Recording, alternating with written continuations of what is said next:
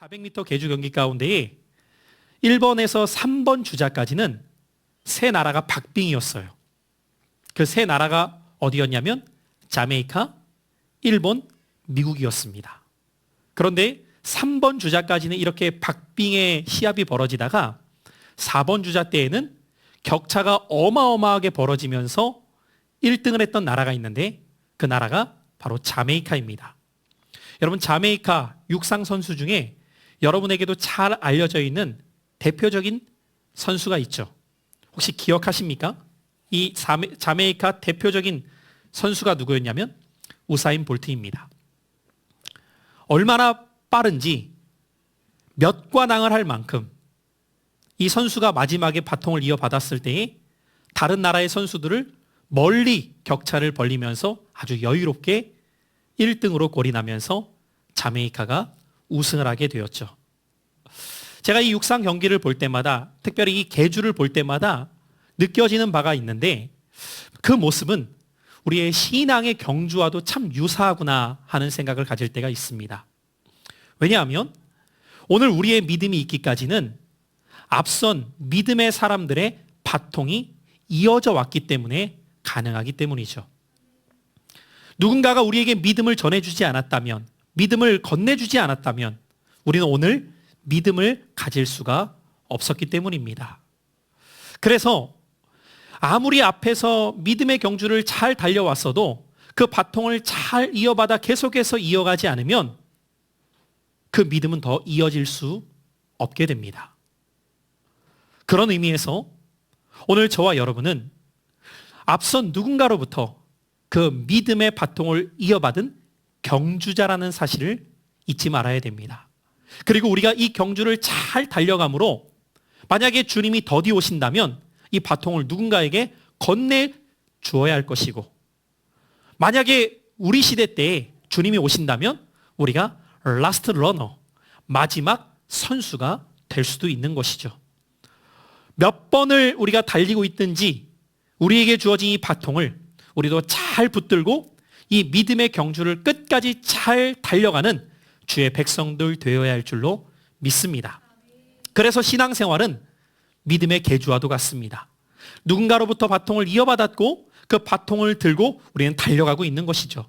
앞에 달리는 믿음의 경주자에게 이어받은 이 바통을 우리도 누군가에게 건네주든 혹은 우리가 마지막으로 달리든 우리는 끝까지 이 경주를 멈추지 않고 달려가는 자들이 되어야 합니다. 그런 의미에서 히브리서 11장의 말씀은 우리 앞에 믿음의 경주를 해왔던 많은 믿음의 사람들에 대한 이야기가 기록되어져 있습니다. 히브리서 기자는 이 11장의 말씀을 통해 우리에게 무엇을 보여주기를 원하는 것일까요? 우리 앞에 이렇게 허다한 믿음의 사람들이 어떻게 믿음의 경주를 해왔는지, 그리고 믿음을 갖고 살아간다는 것은 어떤 의미인가를 우리에게 보여주므로 그 바통을 이어받은 우리들이 어떻게 믿음의 경주를 해야 할지, 믿음의 삶을 어떤 모습으로 살아가야 할지를 깨닫도록 하고 있는 것입니다. 그런 의미에서 오늘 우리가 함께 읽었던 12장 1절은 11장을 끝낸 이후에 이렇게 시작하고 있습니다. 자, 우리 한번 1절의 말씀을 다 같이 주목해서 한 목소리를 읽어보도록 하겠습니다. 시작. 이러므로 우리에게 구름같이 둘러싼 허다한 증인들이 있으니 모든 무거운 것과 얽매이기 쉬운 죄를 벗어버리고 인내로서 우리 앞에 당한 경주를 하며. 이 본문의 말씀을 제가 쉬운 성경에 기록된 버전으로 다시 한번 여러분들에게 읽어드릴 테니 잘 한번 들어보십시오. 우리에게는 이렇게 많은 믿음의 증인들이 있습니다. 그들의 삶은 우리에게 믿음이 무엇인지 말해주고 있습니다. 그러므로 포기하지 말고 우리 앞에 있는 경주를 열심히 합시다. 우리의 삶 속에서 방해가 되는 것들은 다 없애버리고 우리를 쉽게 올가매는 죄를 벗어버립시다. 특별히 이 쉬운 성경의 버전에서 제가 말씀을 묵상하다가 제 눈에 들어왔던 한 표현이 무엇이었냐면, 그러므로 포기하지 말고 우리 앞에 있는 경주를 열심히 합시다 라는 것이었습니다. 같이 한번 따라해 보실까요? 그러므로 포기하지 말고 우리 앞에 있는 경주를 열심히 합시다. 여기서 그러므로라고 하는 표현은 우리 앞에서 지금까지 우리에게 보여주었던 많은 믿음의 경주자들, 그들이 어떻게 믿음으로 살아왔는지, 그리고 그 믿음을 우리에게 어떻게 전수해 주었는지 우리가 알았기 때문에 그러므로 포기하지 말자는 거예요. 여러분, 우리는 이 믿음의 경주를 포기하는 자들이 되지 않기를 바랍니다. 우리 앞에 많은 믿음의 사람들이 어려움이 있었습니다. 고난도 있었습니다. 힘든 상황에 처하기도 했습니다. 그러나 그들은 포기하지 않았다는 거예요. 그러므로 우리도 포기하지 말고 우리 앞에 있는 경주를 열심히 끝까지 행하자고 오늘 1절의 말씀을 통해 우리에게 교훈 삼아 들려주고 있는 거예요. 히브리서 기자는 왜 이렇게 말하고 있는 것일까요? 우리가 지난 9월 한 달 동안 히브리서의 말씀을 살펴보며 히브리서에 기록된 경고의 말씀들을 살펴왔습니다. 이와 같은 경고를 통해 히브리서 기자는 수신자들에 놓여 있었던 상황, 그들은 믿음의 경주를 포기할 만한 상황에 놓여 있었습니다. 고난이 있었습니다. 박해가 있었습니다. 어려움에 놓여 있었어요. 생명의 위협에 처해 있었기 때문에 그들 중에는 이 믿음의 경주를 경주하다가 포기하려고 하는 자들이 있었습니다. 그리고 실제로 포기하는 자들도 나왔습니다. 이런 모습을 지켜보던 히브리서 기자는 그들에게 이 믿음의 경주를 달려왔던 사람들의 이야기를 11장을 통해 들려주었던 거예요. 여러분만 이 믿음의 경주를 달려오는 것이 아닙니다. 여러분만 이 믿음의 경주가 힘든 것이 아닙니다. 여러분 앞에는 이미 믿음의 경주를 해왔던 많은 이들이 있었습니다. 허다한 증인들이 있습니다. 그러나 그들도 그 경주가 쉬운 경주는 아니었습니다. 고난이 있었고 박해가 있었고 생명의 위협도 있었지만 그들은 포기하지 않았습니다. 그러므로 여러분도 포기하지 마십시오. 이렇게 지금 히브리서 기자는 1차 수신자들을 향해 이 메시지를 전해주고 있는 거예요. 이것은 이들에게만 들려오는 메시지가 아닙니다. 오늘을 살고 있는 우리에게도 동일하게 지금 이 말씀이 들려져야 합니다.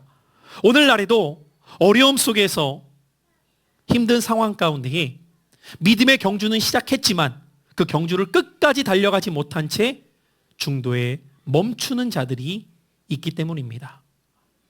여러분, 이것은 우리의 구원의 문제와 직결되어 있습니다.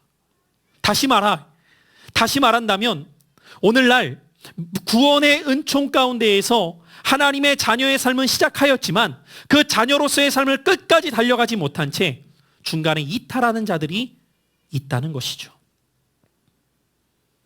오늘 히브리서 기자는 그런 의미에서 이미 앞선 믿음의 선배들, 허다한 무리들이 어떻게 믿음을 지켜왔는지를 들려오며 고난과 어려움이 있어도 끝까지 포기하지 말고 인내함으로 이 믿음의 경주를 완주해야 할 것을 가르쳐주고 있는 것이죠. 그리고 그렇게 끝까지 인내하며 믿음의 경주를 하는 자들에게 주어질 상이 있음을 말씀하고 있습니다. 오늘 우리에게 주어진 이 믿음의 경주, 그 경주 끝에는 끝까지 포기하지 않고 달린 자들에게 주어질 상이 있다는 거예요. 그 상이 무엇입니까? 히브리서 기자는 그 상을 우리에게 더 좋은 본향이 있다고 가르쳐주고 있습니다. 그 본향은 우리가 거할 영원한 천국입니다. 비록 이번 명절 때에는 고향을 방문하지 못한 분들도 많이 계시겠지만 명절이 기다려지고 즐거운 이유가 무엇 때문입니까? 내가 갈 고향이 있기 때문입니다. 내가 만날 가족이 있기 때문입니다. 성도의 삶 가운데에서 이 땅에서의 삶이 고되고 힘들어도 우리가 믿음의 경주를 끝까지 달려가야 되는 이유는 우리가 거할 더 좋은 본향이 기다리고 있기 때문입니다. 그 영원한 천국이 준비되어 있고 그곳은 내 사랑하는 이들과 영원토록 거할 곳이라고 성경은 우리에게 가르쳐주고 있기 때문입니다. 믿음으로 살았던 사람들은 하나님이 주실 이 영원한 더 좋은 본향, 그 상을 바라보면서 아무리 힘들고 어려워도 포기하지 않고 끝까지 달려갔다는 거예요.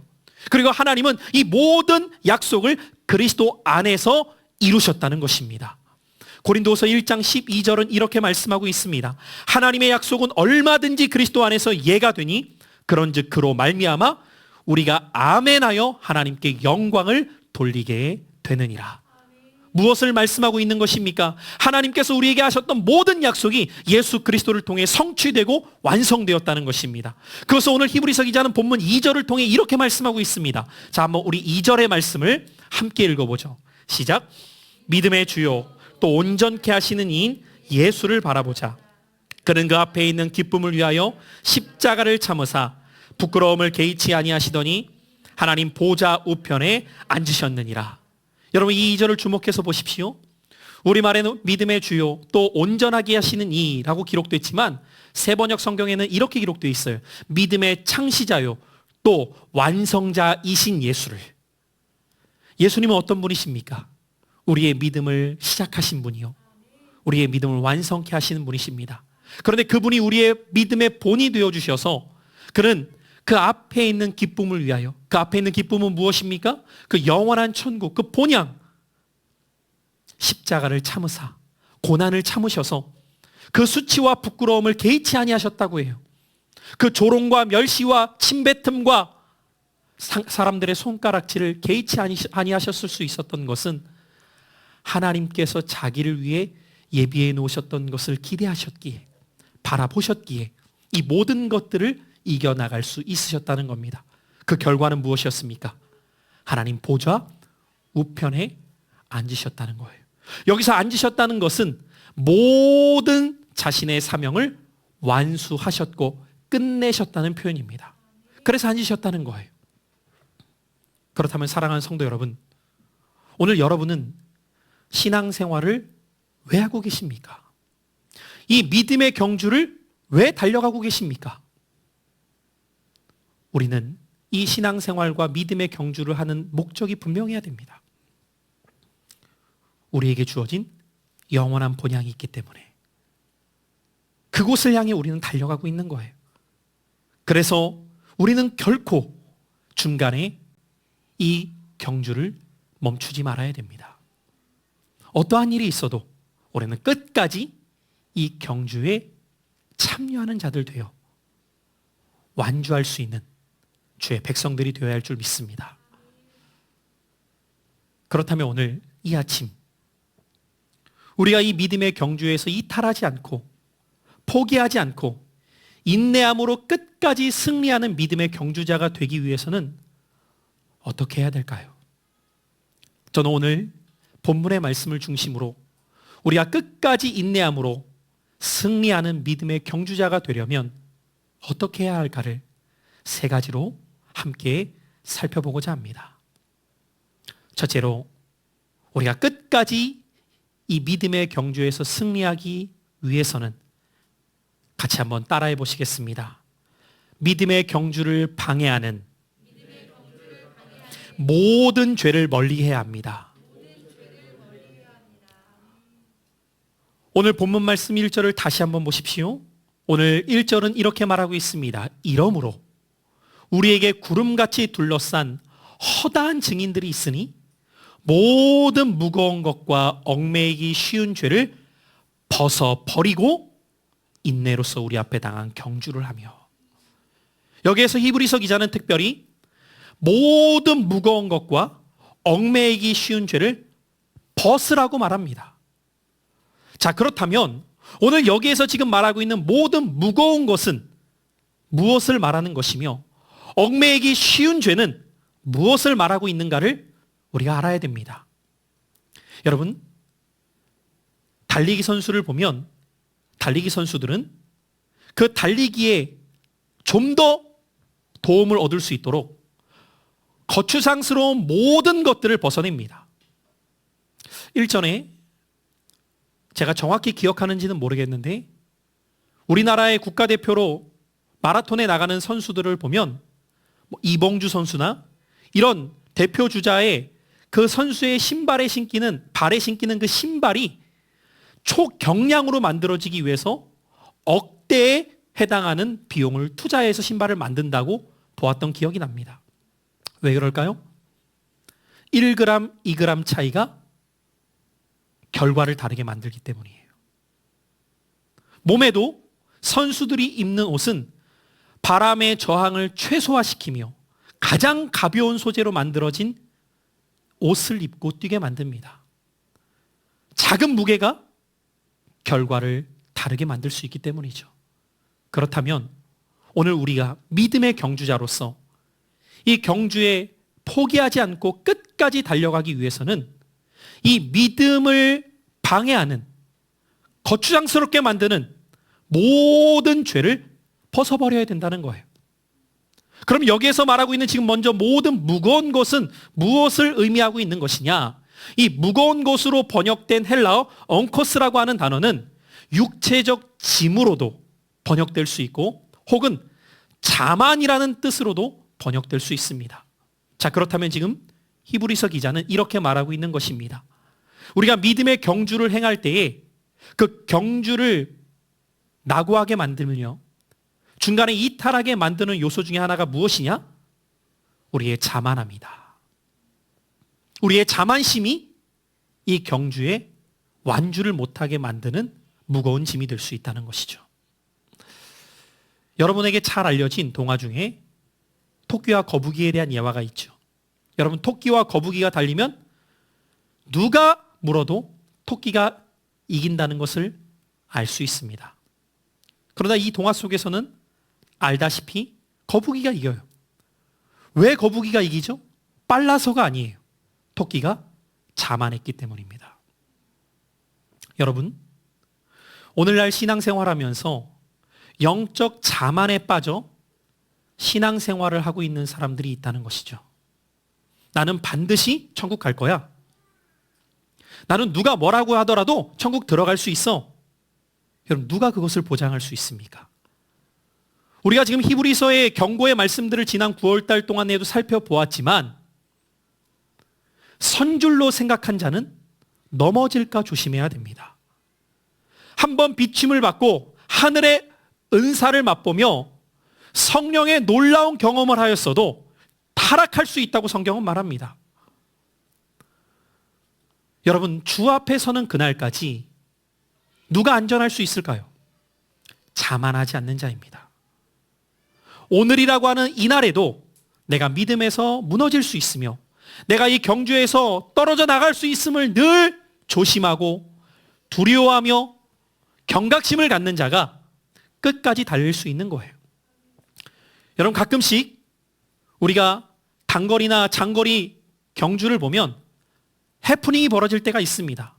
어떤 해프닝이냐면 1등으로 달리던 선수가 내가 1등인 줄 알고 마지막 남은 그 얼마 남지 않은 거리에서 자만하다가 역전당하는 모습이에요. 여러분, 예수님께서도 말씀하셨습니다. 먼저 된 자가 나중되고 나중된 자가 먼저 되느니라. 왜 이런 말씀을 우리에게 하고 계시는 걸까요? 내가 먼저 하나님의 백성으로 하나님의 은혜를 누렸다고 해서 자만심에 빠져서 내게 주신 은혜를 귀히 여기지 않고 끝까지 믿음의 경주를 조심해서 하지 않으면 얼마든지 넘어질 수 있기 때문입니다. 청함받은 자는 많되 택함받은 자가 적다고 주님 말씀하셨습니다. 오늘 이 아침 여러분의 믿음의 경주는 지속되고 있으십니까? 어느 순간부터 영적 자만함에 빠져서 내가 신앙생활한 지 오래되었다고, 내가 섬기고 봉사하고 있다고, 그것이 나의 믿음인 것처럼 착각하고 있다면 나도 모르는 사이에 이 영적 경주에서, 믿음의 경주에서 이탈해 있을 수 있다는 거예요. 사랑하는 성도 여러분, 너희는 너희 자신이 믿음 안에 있는가 스스로 시험하라고 주님 말씀하셨던 것처럼 우리는 날마다 자만하지 말고 십자가 앞에 나아가 주님의 은혜를 붙들며 이 믿음의 경주를 해 나가는 주의 백성 되어야 할 줄 믿습니다. 그것이 무거운 짐이에요. 그런가 하면 오늘 얽매이기 쉬운 죄를 벗으라고 말합니다. 오늘 여기에서 말하고 있는 얽매이기 쉬운 죄라는 것은 헬라어에 보니까 유페리스타코스라고 하는 단어인데, 이 유페리스타토스라고 하는 단어를 또 다르게 번역해 보면 쉽게 유혹하는 혹은 심히 방해하는 이라는 뜻을 가지고 있습니다. 무슨 말일까요? 우리가 믿음의 경주를 행함에 있어서 원수 마귀는 우리를 방해하고 있다는 거예요. 근데 어떻게 방해하느냐? 우리 앞에 유혹이라고 하는 덫을 놓는다는 것입니다. 그래서 우리가 경주할 때에 그 유혹의 덫에 빠지게 만들어서 그 경주를 계속해 나가지 못하게 만든다는 것이죠. 여러분, 예수님께도 마귀가 찾아와서 유혹하며 시험했다면 저와 여러분에게는 매일의 삶 속에서 마귀의 유혹이 있다는 것을 잊지 마셔야 돼요. 그러면 어떻게 마귀는 오늘 저와 여러분을 유혹하는 것일까요? 존 버년이 쓴 철로역정이라는 책에 보면은 기독도가 장차 망할 세상을 떠나 천성을 향해 가는 이야기가 기록되어져 있습니다. 그런데 이 천성을 향해 갈 때 외롭게 힘겹게 그 길을 가다가 하나님께서 믿음의 동역자를 만나게 하시는데 그 믿음의 동역자의 이름이 철로역정에 보면 진충이라고 나옵니다. 진실되고 충성스러운 하나님의 사람을 만나게 돼요. 이 진충이를 만나게 되는데 진충이가 자신도 이 믿음의 여정을 걸어가다가 시험에 들 뻔했던 이야기를 전해줘요. 그 시험의 이야기가 무엇이냐면 길을 가다가 노아당이라고 이름 붙은 할아버지를 만나게 되는데 이 노인이 진충이에게 자네, 내가 보니 결혼할 때가 되었는데 내게는 세 딸이 있다네. 그 딸이 아리따우니 우리 집에 한번 와서 이 딸을 만나서 자네 마음에 드는 내 딸 중에 한 사람을 골라서 결혼해도 좋다네. 아니 원한다면 세 딸을 다 줄 터이니 자네 마음껏 하게. 이 이야기를 듣고 진충이가 궁금하기도 해서 이 노아당 노인을 따라서 함께 갑니다. 그런데 이 노아당 노인에게 있었던 세 딸의 이름이 뭐라고 기록되느냐? 첫째 딸의 이름이 이렇게 기록되어져 있어요. 호색이. 둘째 딸은 탐재. 셋째 딸은 고명입니다. 호색이라 함은 음란함을 상징해요. 탐재라 함은 돈에 빠진 물욕을 상징합니다. 셋째 딸인 고명은 명예욕을 상징해요. 진충이가 아무것도 모르고 따라가다가 이 노인의 얼굴을 보니까 이 노인을 따라가다가는 큰일 나겠구나를 뒤늦게 깨달아요. 그런데 뒤늦게 깨닫고 빠져나오려고 해도 이 노인이 얼마나 붙들고 늘어지는지 나올 수가 없는 거예요. 그때 이 진충이가 어떻게 빠져나오게 되느냐? 하나님의 말씀을 붙들기 시작해요. 그리고 말씀을 붙들고 그 자리에서 무릎을 꿇고 간절히 기도할 때 간신히 그곳에서 빠져나옵니다. 오늘 이 이야기를 통해 무엇을 우리에게 들려주고 있느냐? 사탄은 우리가 믿음의 경주를 행할 때 우리 앞에 어떤 유혹의 덫을 놓고 있느냐? 음란이라는 유혹, 돈이라는 유혹, 명예라는 유혹을 우리 앞에 가져다 놓고 그 유혹의 덫으로 우리를 빠져들게 만든다는 거예요. 이것을 요한 사도는 요한일서 2장의 말씀을 통해 이렇게 기록하고 있습니다. 자, 우리 2장 15절로 16절의 말씀인데 앞을 보고 다 함께 읽어보겠습니다. 시작. 이 세상이나 세상에 있는 것들을 사랑하지 말라. 누구든지 세상을 사랑하면 아버지의 사랑이 그 안에 있지 아니하니 이는 세상에 있는 모든 것이 육신의 정욕과 안목의 정욕과 이생의 자랑이니 다 아버지께로부터 온 것이 아니요 세상으로부터 온 것이니라. 오늘 특별히 이 16절 말씀도 제가 쉬운 성경 버전으로 다시 한번 읽어드리겠습니다. 이 세상에는 악한 것들이 있습니다. 우리를 유혹하는 것들이 있다는 거예요. 그것은 바로 우리 육신을 즐겁게 해주는 것, 쾌락이죠. 그 쾌락의 절정이 음란입니다. 우리 눈을 즐겁게 해주는 것, 우리들의 삶에 대해 자랑하는 것입니다. 이러한 것들은 아버지께로부터 나온 것이 아니라 세상으로부터 나온 것입니다. 이것들을 사랑하게 될 때 그는 아버지께 속한 자가 아니라는 거예요. 여러분, 여기에서 자유롭다라고 말할 수 있는 사람이 누가 있습니까?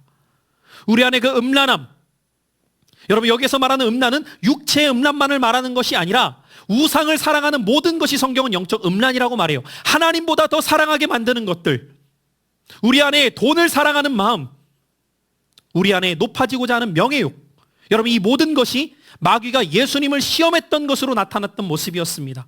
그 마귀의 시험은 오늘날에도 여러 가지 모습으로 변해 있을 뿐이지 끊임없이 유혹의 덫을 우리 앞에 놓으면서 믿음의 경주를 행할 때 이것이 우리에게 죄의 유혹이 된다는 거예요. 본문 말씀 우리가 1절을 읽었지만 무거운 짐과 벗어버리기 힘든 죄악들이 우리에게 있다는 것이죠. 이것을 벗지 않으면 믿음의 경주를 끝까지 달려갈 수 없다는 거예요. 여러분, 부자와 나사로의 비유는 그 시대의 비유로 끝나는 것이 아니라 오늘도 여전히 우리에게 들려지는 진리의 말씀이에요.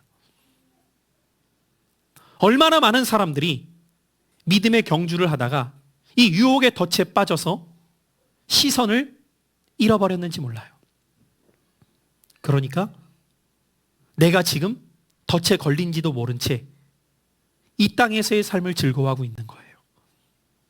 이 땅이 전부인 것처럼 이 세상에 있는 모든 것이 육신의 정욕, 안목의 정욕, 이생의 자랑들인데 그것들을 사랑하게 만들어요. 누가? 원수 마귀가. 왜 그렇습니까? 우리가 저 영원한 천국에 이르지 못하도록. 여러분, 불행 중에 불행은 내가 천국 갈 줄 알았는데 못 가는 거예요. 이 덫에 빠지는 자가 한 사람도 없기를 바랍니다.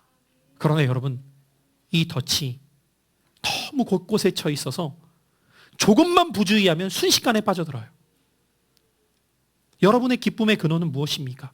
여러분이 진짜 사랑하는 것이 무엇입니까? 오늘 거기에 따라 우리 인생의 결론이 달라져요. 성경은 우리에게 더 어떻게 하면 잘 먹고 어떻게 더 많이 누리고 어떻게 더 즐거워할 수 있는가를 가르쳐주는 책이 아닙니다. 성경은 어떻게 해야 우리가 천국 갈 수 있는가를 가르쳐주는 책이에요. 여기에서 벗어나게 되는 순간 아무리 이 땅에서 호의호식해도 그 끝은 비극입니다. 그러나 고난이 있고 역경이 있고 좁은 길이라 할지라도 그 길이 천국 가는 길이면 그 길을 우리는 걸어가야 되는 거예요. 끝까지 이 믿음의 경주를 포기하지 않는 저와 여러분 될 수 있기를 바랍니다. 그래서 우리는 방해되는, 우리의 믿음의 경주에 방해되는 모든 죄를 멀리해야 되는 거예요. 오늘도 우리는 그 기도를 해야 됩니다. 주님, 내가 이 유혹에 빠지지 않게 하옵소서. 내가 영적 자만함에 빠져서 내 믿음의 상태가 지금 위기인데 위기인지도 모른 채 살아가지 않게 하소서. 날마다 깨어있는 내가 되게 하소서. 그때 우리는 이 믿음의 경주를 끝까지 할 수 있습니다. 둘째로, 우리가 포기하지 않고 인내하며 끝까지 승리하는 믿음의 경주자가 되려면 목표를 분명히 하셔야 됩니다. 오늘 2절에서도 읽었던 것처럼 본문 말씀 2절은 이렇게 기록하고 있습니다. 믿음의 주요 또 온전하게 하시는 이 예수를 바라보자. 그는 그 앞에 있는 기쁨을 위하여 십자가를 참으사 부끄러움을 개의치 아니하시더니 하나님 보좌 우편에 앉으셨느니라. 예수님의 목표는 무엇이었습니까? 이 세상에 오셔서 십자가에 달려 죽으심으로 온 인류를 구원하시는 거였습니다. 그리고 그 사명을 이루신 주님은 이제 저 좋은 하나님 보좌 우편에서 앉아 계십니다. 여러분, 저와 여러분도 이 믿음의 경주를 행할 때 끝까지 이 믿음의 경주를 인내하며 해야 되는 목표가 있습니다. 그 목표는 그 영원한 하나님 집, 거룩한 성세 예루살렘인 천국에 들어가기 위함입니다. 여기에서 흔들리게 되는 순간 우리는 신앙생활하면서 끊임없이 흔들리게 될 것입니다. 목표가 분명할 때에 우리는 무엇을 과감하게 버리고 무엇을 분명히 선택해야 될지를 알게 돼요.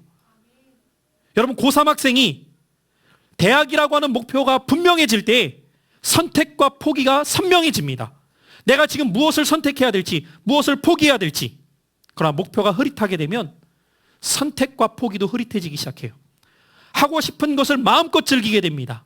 그 결과는 원하는 것을 이루지 못하게 되죠.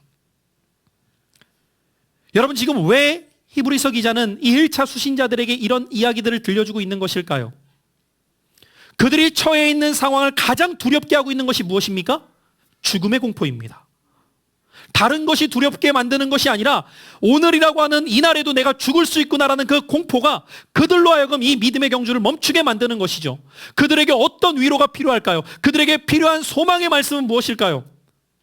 살려주신다가 아닙니다. 죽음이 끝이 아니란다. 한 번 죽는 것은 사람에게 정한 것이지만 그 이후에 심판이 있단다. 죽음을 두려워하는 것이 아니라 죽음 너머에 있는 심판을 두려워하는 삶이 되어라. 여러분, 이것을 들려주고 있는 거예요. 여러분, 만약 기독교의 복음이 이 땅에서의 삶이 전부라면 우리는 이해할 수 없는 상황에 끊임없이 마주하게 됩니다. 그러나 앞선 믿음의 경주자들의 삶을 보십시오. 그들은 죽음을 두려워하지 않을 수 있었던 것은 죽음이 끝이 아님을 알았기 때문입니다. 여러분, 지난 금요일에도 제가 잠깐 언급했지만 이번에 나훈아 씨가 TV에 나와서 콘서트를 하면서 어마어마한 반향을 일으킨 것 같아요. 막 인터넷 기사를 보니까 그 이야기들도 많아요. 근데 이번에 신곡을 발표했더라고요. 테스 형. 들어보셨어요? 테스 형? 테스 형? 테스 형 하면서 막 노래를 부르더라고요. 뭔가 했더니 이게 소크라테스 형한테 묻는 거예요. 소크라테스 형한테. 그 테스 형이 뭔가 했더니. 그래서 막 물어요. 인생이 왜 이래? 사랑은 또 왜 이래? 물어요. 그러면서 나훈아 씨가 거기에서 콘서트를 하다가 뭐라고 멘트를 하냐면 내가 테스 형한테 물어봤다고. 근데 테스 형이 나도 모른다고 했다고. 테스 형도 모른다는 거예요. 여러분, 만약에 우리가 진리를 모른다면 우리도 그렇게 살아가는 거예요. 인생을 아무리 오래 살아봐도 얻을 수 없는 답이 훨씬 많아요. 여러분, 그렇지 않습니까? 어떻게 우리가 인생에 답을 내릴 수 있겠어요? 그래서 우리는 진리를 따라야 되는 거예요. 성경은 분명히 말합니다. 죽음이 끝이 아니다. 그 노랫말 가사 중에 하나가 뭔지 아십니까? 테스 형, 가보니 정말 천국은 있어? 근데 답이 없더라는 거죠. 여러분, 진리를 모르면 그렇게 됩니다. 그러나 우리는 압니다. 천국이 있음을. 왜요? 믿음의 선진들이 그것을 보았어요. 보았기에 걸어갔어요. 그리고 끝까지 흔들리지 않았어요. 여러분, 사람은 확신이 없으면 죽음 앞에서 흔들리게 되어 있어요. 그러나 죽음 앞에서도 스테반은 주여 저들의 죄를 용서하소서라고 하면서 자신을 돌로 치는 자들을 향해서도 기도하며 천국에 갑니다. 어떻게 이것이 가능하냔 말이에요. 이 믿음이 하늘로부터 주어진 것이죠. 그렇다면 여러분, 죽음 너머의 삶이 있다는 것을 이들이 알게 되었을 때 이들은 현재의 고난을 능히 극복할 수 있게 됩니다. 그래서 요한계시록은 우리에게 이렇게 말씀하고 있죠. 우리 계시록 말씀 다 같이 한번 보도록 하겠습니다. 21장 3절로 4절 말씀 한 목소리로 읽어보죠. 시작. 내가 들으니 보좌에서 큰 음성이 나서 이르되 보라, 하나님의 장막이 사람들과 함께 있음에 하나님이 그들과 함께 계시리니 그들은 하나님의 백성이 되고 하나님은 친히 그들과 함께 계셔서 모든 눈물을 그 눈에서 닦아주시니 다시는 사망이 없고 애통하는 것이나 곡하는 것이나 아픈 것이 다시 있지 아니하리니 처음 것들이 다 지나갔음이로라. 할렐루야. 영원한 것을 위해 영원하지 않은 것을 포기하는 자는 결코 어리석은 것이 아니에요. 오히려 영원하지 않은 것을 위해 영원한 것을 포기하는 자가 어리석은 자입니다. 누가복음 12장은 그래서 부자를 향해 이렇게 말합니다. 어리석은 자여, 오늘 밤 내가 내 영혼을 취할 때에 내 것이 누구의 것이 되겠느냐. 여러분, 세상에서 가장 어리석은 자는 영원한 것을 들었음에도 영원하지 않은 것 때문에 영원한 것을 포기하는 자입니다. 이보다 더 어리석은 자는 없어요. 우리는 이미 진리를 들었습니다. 이제 우리는 선택할 뿐이에요. 나는 영원한 것을 취하기 위해 영원하지 않은 것을 기꺼이 포기할 것이냐, 아니면 영원하지 않은 것 그 조금 움켜쥐기 위해 영원한 것을 포기하는 가장 어리석은 자가 될 것이냐. 시편 14편 1편은 우리에게 말하죠. 무릇 어리석은 자는 그 마음에 이르기를 하나님이 없다 하도다.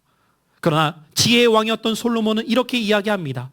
범사의 일을 결국 들었으니 여호와를 경외하는 것이 지식의 근본이다. 여러분, 오늘 이 말씀 앞에 목표가 분명한 자들 되시기를 바랍니다. 여러분, 신앙생활 왜 하십니까? 영원한 천국 가기 위해서요. 근데 참 안타까운 것은요, 예수 믿는 목적이 천국 가기 위함이라고 말은 하고 들었는데 사람 때문에 시험 받아서 신앙생활 멈춰요. 환경 때문에 어렵다고 신앙생활 멈춰요. 여러분, 이보다 어리석은 사람이 누가 있습니까? 마치 무엇이랑 똑같습니까? 내가 대학을 목표로 하는데 친구 때문에 기분 나빠서 공부 안 한대. 내가 분명히 원하는 대학교를 들어가야 되기 때문에 공부하는데 선생님이 마음에 안 든다고 나 대학 안 간대.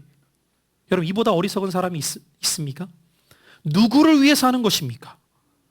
도대체 무엇을 위해서 하는 것입니까? 오늘날 마치 내가 좀 위로받기 위해서, 평안을 얻기 위해서 신앙생활하는 사람들이 있습니다. 여러분, 우리의 목표는 분명해야 됩니다. 영원한 천국에 들어가기 위함입니다. 그 일에 집중하면 사사로운 일은 우리가 과감하게 거기에 시선을 팔지 않고 집중하며 신앙생활할 수 있는 거예요. 내가 관심을 가져야 될 것은 한 가지입니다. 내 영혼이 지금 이 말씀 앞에 천국에 갈 수 있는 길이 보이는가 아닌가. 내 영혼이 지금 이 말씀 앞에 올바른 길을 갈 수 있는가 없는가가 목적이 되어야지, 누구 때문에 신앙생활하는 것처럼, 누구 보여주듯이 신앙생활하는 것처럼, 누구를 위해서 신앙생활하는 것처럼, 여러분 지금은 모릅니다.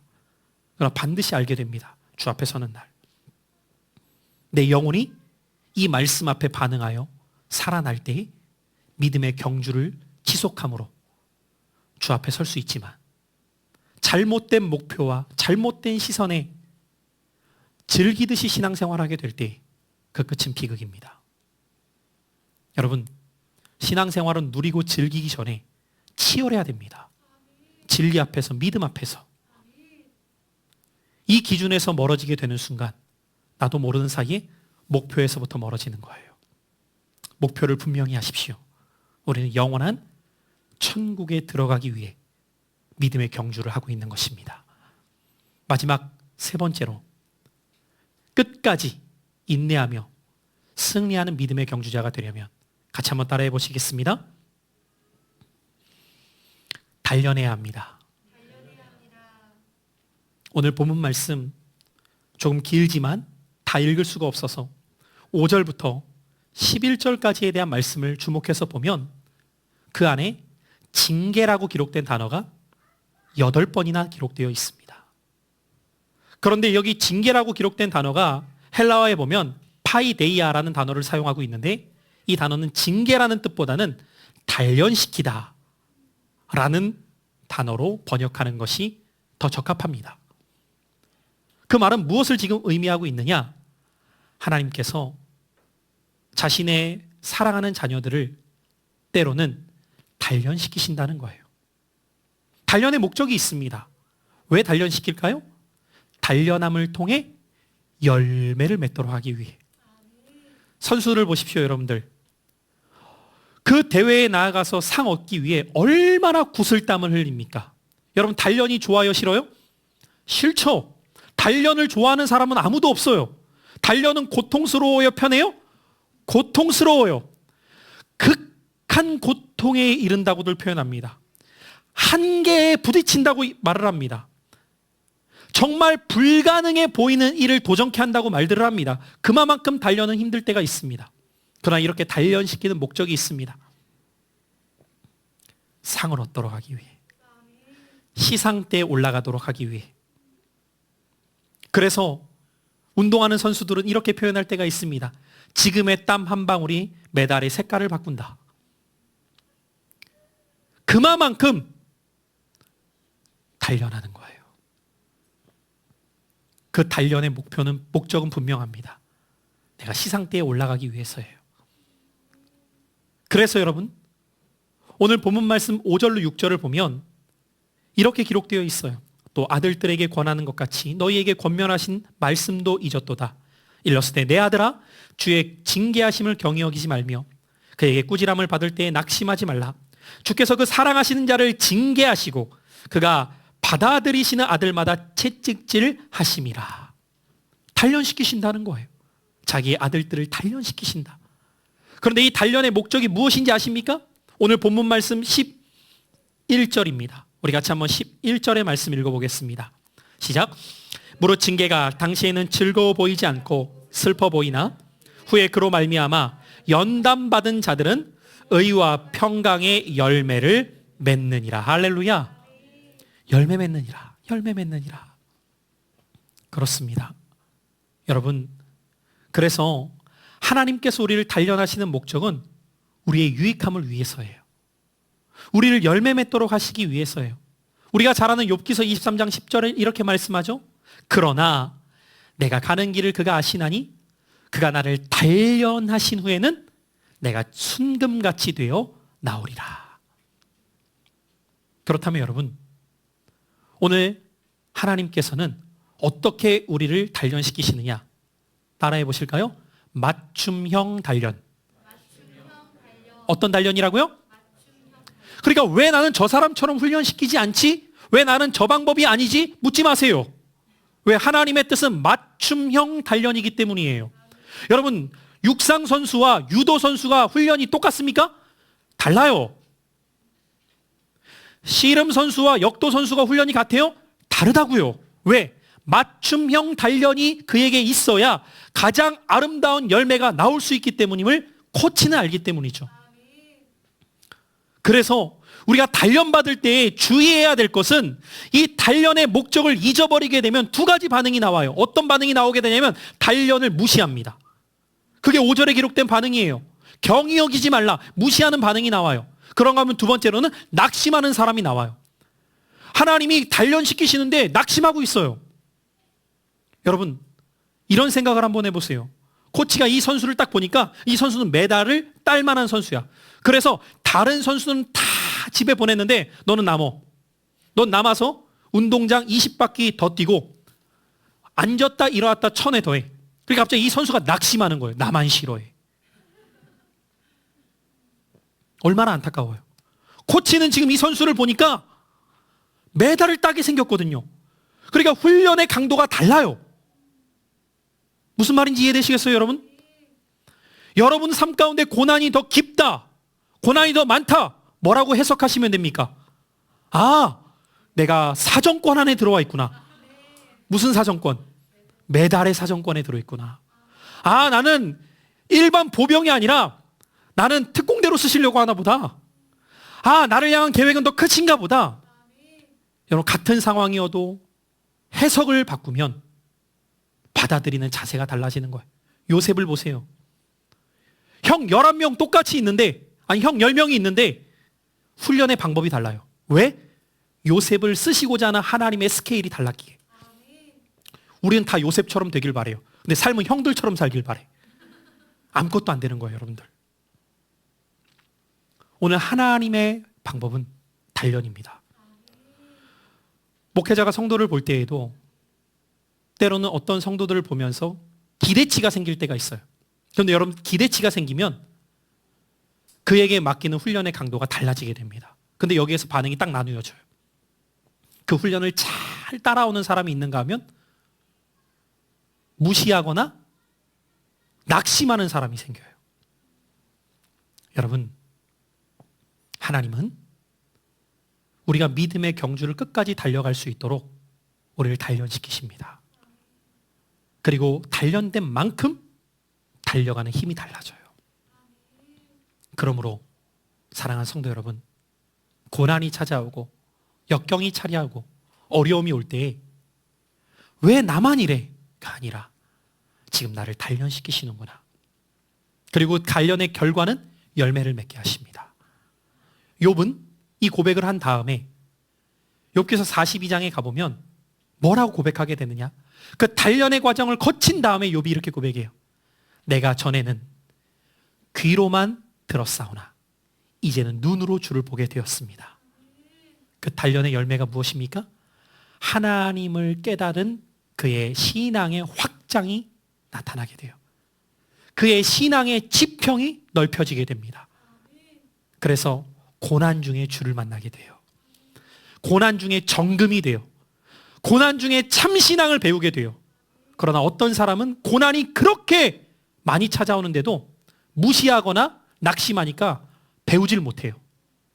깨닫질 못해요. 그러니까 열매를 맺을 수가 없어요. 목사는 여러분 한 사람 한 사람을 볼 때 여러분의 삶이 평탄키만을 바라지 않습니다. 때로는 어려움이 찾아올 때 그 어려움을 통해 성장하는 믿음이 되길 바라요. 그러므로 여러분 오늘 이 말씀을 내게 들려주신 주의 음성으로 받을 때에 여러분의 인생이 열매 맺기 시작할 겁니다. 주여, 내게 주어진 상황 속에서 사람 바라보며 행하지 말게 하시고 주 앞에서 내가 이 믿음의 경주를 끝까지 행하게 하사 어떤 단련이 있다 할지라도 잘 이겨내므로 열매를 거두는 신앙이 되게 하옵소서. 그리고 끝까지 이 믿음의 경주를 달려감으로 저 영원한 천국에 나도 들어가게 하여 주옵소서. 소망하는 이 아침 되시기를 예수 그리스도의 이름으로 축복합니다.